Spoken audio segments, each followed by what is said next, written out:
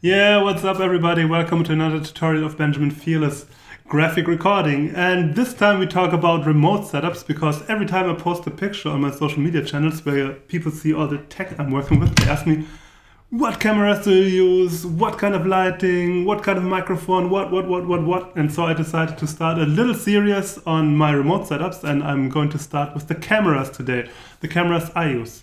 Before I show the cameras that I use, those are two, I want to tell you that you can always use your phone also. There are so many stand setups, holds, poles where you can put on your phone and you can directly work with your phone. So this is the very easiest way on how you can work, show your illustrations remotely in a digital context.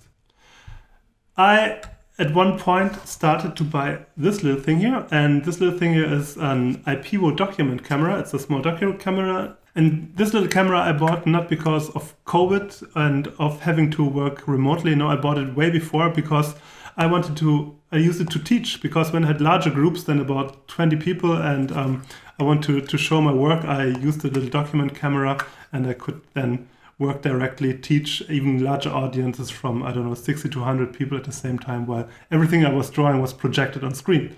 And then when COVID came, I was luckily prepared, so I could use this little camera in a few setups, and I could still work, teach, and even do some small size graphic recordings with this little guy.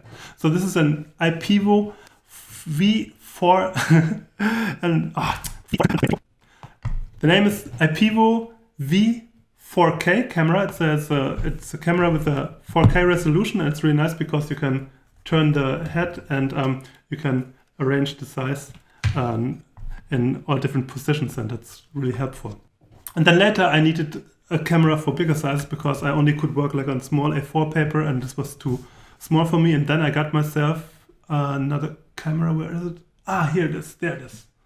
I got myself this camera here, and this camera, it's a Logitech C920 webcam. It's an HD webcam with a good resolution, and I mounted this camera onto a microphone stick. So I had a microphone stick coming over, and then I could like film from top, and I also have another camera coming from the front. It's the same camera, so I use two of the Logitech cameras now for my work, and this is super helpful because I set up a system here where I have like a ball joint even, so I can move the camera in all kind of directions. And that's really cool because sometimes I like to have the camera come from front and then I can work directly here, but sometimes you need a camera coming from the back or from the side, depending on where you are and also depending on which software you're working in. And that's why this setup is super helpful. So I have the two cameras, I have the V4K and I have the Logitech C920 two times, and with this setup I can kind of do anything I need to know. And how this looks in practice, I will show you. I've prepared a few pictures. I can show you how it's basically also the history of my setup, and I can show you how the setup looks like when it's put into practice. And yeah, let's go. So here is basically really when I started to work digitally and make some small sketch notes on graphic recordings on A4 paper. A little V4K camera was perfect, and yeah. Usually work it comes with a software, it's called Visualizer, and at the beginning I used the Visualizer, but lately I didn't use it that much because you have another software running on your system between the camera and the software the conference is happening in, and sometimes this can be too much, and I like to have it as clean as possible with as less software as I need. And using the small camera here with a small in a smaller context, it's nice, and therefore it's totally fine. And here you also see it with two lights on the side, and I and many other people that use this little IPEVO camera have to always set it up onto a little box, a little carton, because when you work on bigger sizes, the angle of the camera is a bit too small, so that's why many of us just put a little box around and then it's totally fine, it works. IPEVO has also a lot of other cameras, and if I wouldn't have had this one, I would have bought maybe a bigger size, but this one fits, and you have put a box underneath it, and that's cool. It's a nice camera, nice little camera, and it's, it folds together, and it's doesn't take too much space. Yes, and then at one point I needed some more drawing surface. I wanted to work on bigger sizes, and that's why I came up with this setup. And I got the setup from Mike Muddy Schlegel from a nice tutorial where he showed like his setup, and also the idea with the microphone stand comes from him. I think he has a free video to share, so I hope I can find it. I will put it also into the description because he is also talking about the setup. And of course, with the setup, there are so many other factors that are important. It's sound, it's light, it's how you show up. But I will cover this in other videos. Not here, so here it's just about the cameras. And so, like you see, I have 2 cameras, like one comes from the front, one from the top, and this is really amazing.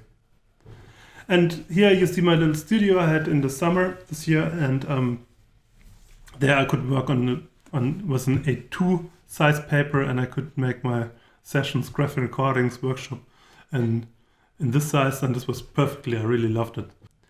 And now I'm basically working with this setup, so it's a bit more a high-end setup, not in terms of a camera, but also on the drawing surface. I work on a graphic wall lots. It's like a small wall, portable table wall, where you have like some endless paper options, and you can move back and forth, and you can do bigger size work there. But here also, like you see, microphone stand, camera, and yeah, that's it. Now, super important here when you decide for this setup is that usually the camera doesn't fit onto the microphone stand. So you need a small adapter for the camera to the microphone stand. It's an inch, it's an 3/8 female adapter to 1/4 male. So it's very weird to say this, but I will put it into the description, and then you can see how this looks like. So this is super important. So you need that you have like this adapter from the camera to the microphone stand. And I also recommend that you get a ball joint. A ball joint helps you to move the camera around to, sometimes you have to have the camera from the side, from the back, from the top, and you have a huge variation on it. It's about, I don't know, it's not too expensive, but makes you a lot more flexible.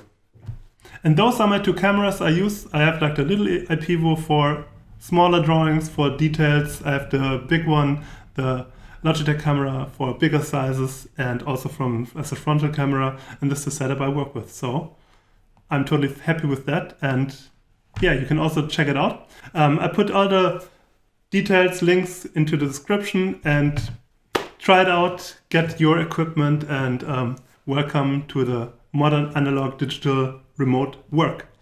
Cool, that's it for now. If you like the video, give it a like. If you want, subscribe to the channel and follow me on social media. But most importantly, as always, have a good time, stay healthy, stay safe, and see you next time. Bye.